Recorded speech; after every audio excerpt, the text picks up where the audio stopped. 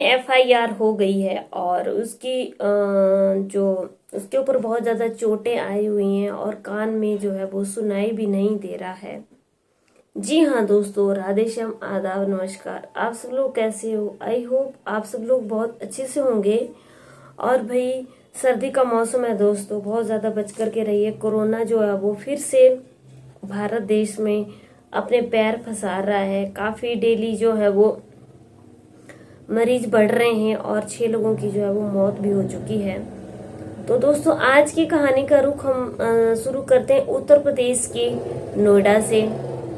उत्तर प्रदेश के नोएडा में विवेक बिंद्रा, जो कि मोटिवेशनल स्पीकर हैं, आप सब लोग जानते होंगे। आज की कहानी जो है वो उन्हीं के बारे में है। उनकी शादी को हुए अभी कुछ ही दिन हुए थे कि उन्होंने अपनी पत्नी के साथ मारपीट झगड़ा शुरू कर दिया और उनके ऊपर जो है वो उनके जो पत्नी के भाई हैं उन्होंने एफआईआर दर्ज करवा दी है। तो चलिए, आज की कहानी का रुख हम करते हैं उत्तर प्रदेश के नोएडा से, जहाँ पे जो दुनिया को सीख देने वाले मोटिवेशनल स्पीकर हैं विवेक बिंद्रा जी, जो कि एक बहुत बड़े यूट्यूबर हैं और यूट्यूब पे उनके कई चैनल हैं और लाखों में, मिलियन में उनके सब्सक्राइबर हैं, फॉलोवर हैं, जो दूसरों को सीख देते हैं उनकी लाइफ में क्या चल रहा है। चलिए, आज मैं उनकी कहानी आपको बताती हूँ। विवेक बिंद्रा जो है वो नोएडा में रहते हैं और सुपरनोवा वेस्ट में सेक्टर 94 में जो है वो नोएडा में रहते हैं। 6 दिसंबर 2023 को उनकी शादी होती है। 6 दिसंबर 2023 को उनकी शादी होती है और भी बहुत धूमधाम से, बहुत ही रीति रिवाजों के साथ पूरी शादी होती है और सब लोग आए थे। सब लोगों ने खूब खाया पिया, खूब मस्ती की, खूब डांस किया। अब क्या हुआ कि पूरे शादी के 14 दिन बाद जो है वो, यानी कि शादी के पूरे 14 दिन के बाद क्या हुआ कि उनकी जो माँ है, उनका अपनी माँ के साथ कोई हल्का सा झगड़ा होना शुरू हो गया और माँ के वो झगड़ा हल्का सा शुरू हुआ था लेकिन बढ़ता बढ़ता काफी बढ़ गया और माँ और बेटे की काफी आपस में बहसबाजी होने लगी। विवेक बिंद्रा और उनकी माँ की काफी आपस में बहसबाजी होने लगी और बीच में जो है वो उनकी पत्नी यानिका बिंद्रा बीच में बोल पड़ी और अपनी सास का जो है वो पक्ष रखने लगी, सास के बचाव में बोलने लगी। अब क्या होता है कि विवेक बिंद्रा जो है वो अपनी पत्नी यानिका को, जिसकी अभी अभी रिसेंटली मैरिज हुई है, और उसको खूब मारते हैं और उसको धक्का दे करके बंद कर देते हैं कमरे में और उसको भी खूब मार पीट करते हैं। उसके हाथों पैरों पे खूब चोट के निशान पाए गए और उन्होंने उनको इतना मारा कि उनके कान में भी सुनाई नहीं दिया गया। अब क्या हुआ कि उन्होंने अपनी माँ के साथ भी झगड़ा किया और अपनी वाइफ, जो कि अभी रिसेंटली 6 दिसंबर की ही मैरिज हुई थी, उनके साथ भी खूब मारपीट की। अब क्या हुआ कि जो उनकी वाइफ है यानिका, उन्होंने अपने भाई को फोन कर दिया और जो उनके भाई बहन वैभव क्वात्रा, वो वहां पे आते हैं और अपनी बहन को वहां से ले जाते हैं और एफआईआर जो है वो दर्ज करवा देते हैं नोएडा के पुलिस थाने में, सेक्टर 126 में। विवेक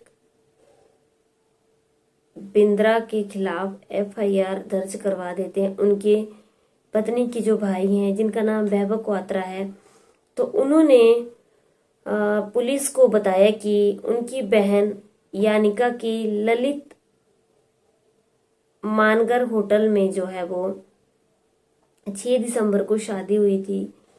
बहुत अच्छे से, बहुत ही रस्मों रिवाजों के साथ पूरी शादी हुई, किसी भी तरीके का कोई झगड़ा नहीं था। लेकिन शादी के पूरे 14 दिन के बाद क्या होता है कि माँ बेटा की हल्की सी कहासुनी लगने लगती है और जिसमें मेरी बहन जो है वो बीच में बचाव करती है और अपनी सास की साइड लेती है। तो उनके पति जो हैं, मतलब उनके जीजा विवेक बिंद्रा, मेरी बहन को खूब मारपीट करते हैं और कमरे में बंद कर देते हैं और वो उनको इतना मारते हैं कि उनके कान में भी सुनाई नहीं दे रहा है और वो काफ़ी घबराई हुई है। अभी अभी हाल ही में शादी हुई है।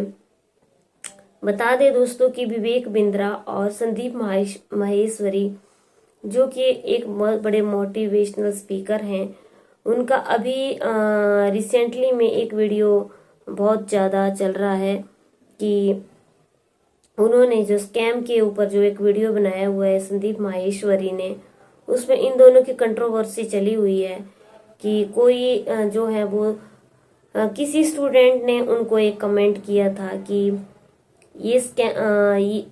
हमसे जो है वो 50,000 लूट लिए कि किस तरीके से तुम्हें लोगों को मोटिवेट करना है, लेकिन हमें जो है वो हमें कुछ भी एक बड़ा बिजनेसमैन बनने की थी, वो सारी जो थी ट्रेनिंग, उसमें हमसे 50,000 रुपये ले लिए गए, लेकिन हमें बिजनेसमैन किस तरीके से बनना है ये हमें कुछ भी नहीं सिखाया गया और हमें एक एजेंट बना दिया कि कोर्स को किस तरीके से बेचा जाए और हमारे 40 और 50,000 रुपये लग गए हैं। तो संदीप माहेश्वरी सर ने जो है वो कहा कि एक बहुत बड़ा स्कैम है और ये स्कैम हो रहा है। तो इन दोनों की, संदीप माहेश्वरी सर और विवेक बिंद्रा की जो है वो आपस में कंट्रोवर्सी होने लगी और कुछ दिन पहले ही इनका वीडियो जो है वो अभी चर्चा में आया है। तो बता दें कि ये दोनों बहुत बड़े मोटिवेशनल स्पीकर हैं और अभी अभी इनकी शादी हुई है विवेक बिंद्रा की।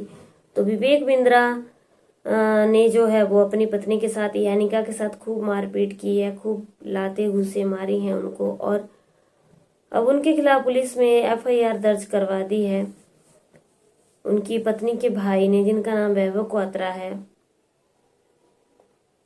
उन्होंने बताया है कि उनकी बहन को हॉस्पिटल में एडमिट करवा दिया गया और उनके कानों में जो है वो सुनाई नहीं पड़ रहा है। बहुत ज़्यादा दुख की बात है दोस्तों, बहुत ही ज़्यादा दुख की बात है। इस कहानी से हमें क्या सीख मिली कि जो इंसान दूसरे लोगों को मोटिवेशनल स्पीच देते हैं, मोटिवेट करते हैं दूसरे इंसानों को कि ज़िंदगी में कभी भी हार मत मानो, वो अपने घर में इस तरीके की अपने परिजनों के साथ, अपनी माँ के साथ, अपनी बीवी के साथ इस तरीके की मारपीट करते हैं और दुनिया भी इन लोगों को ही जो है वो इनके चैनल को ही सब्सक्राइब करती है। लेकिन इन लोगों की जो सच्चाई होती है वो बहुत ही अलग टाइप की होती है, जो कि अब सामने आ गई है। विवेक बिंद्रा ने जो कुछ भी किया बहुत गलत किया ना। विवेक बिंद्रा इतने बड़े मोटिवेशनल स्पीकर हैं, उनको ना अपनी माँ के साथ, अपनी माता जी के साथ झगड़ा करना चाहिए था और ना ही अपनी पत्नी को इतना मारना पीटना चाहिए था जिससे कि उनके कानों में सुनना ही बंद हो गया और उनके शरीर पे काफी चोट के निशान भी पाए गए हैं। बाकी आप अपने कमेंट में आप हमें जरूर कमेंट बॉक्स में ये बताना कि इस टाइप के जो लोग होते हैं उनको सरकार को क्या सजा देनी चाहिए। इन लोगों का जो है वो बाहरी रुतबा बहुत बड़ा होता है लेकिन अंदर की सच्चाइयाँ कुछ और ही होती हैं। वैसे जो संदीप माहेश्वरी सर हैं, उनका कहना सही है कि ये स्कैम हो रहा है इस तरीके का कि दूसरों को झूठ बोल करके बताते हैं कि उनको बहुत बड़ा बिजनेसमैन किस तरीके से बनना है ये सिखाया जाएगा, लेकिन वहाँ पे एक एजेंट बना करके छोड़ दिया जाता है कि किस तरीके से हमें कोर्स बेचना है। कोर्स के अंदर कुछ भी नहीं है। तो आई होप आपको मेरी वीडियो पसंद आई लाइक शेयर कमेंट जरूर करना। कल की वीडियो में आप लोगों से फिर से मुलाकात होगी दोस्तों, तो बने रहिए हमारे चैनल पे। जय हिंद, जय भारत।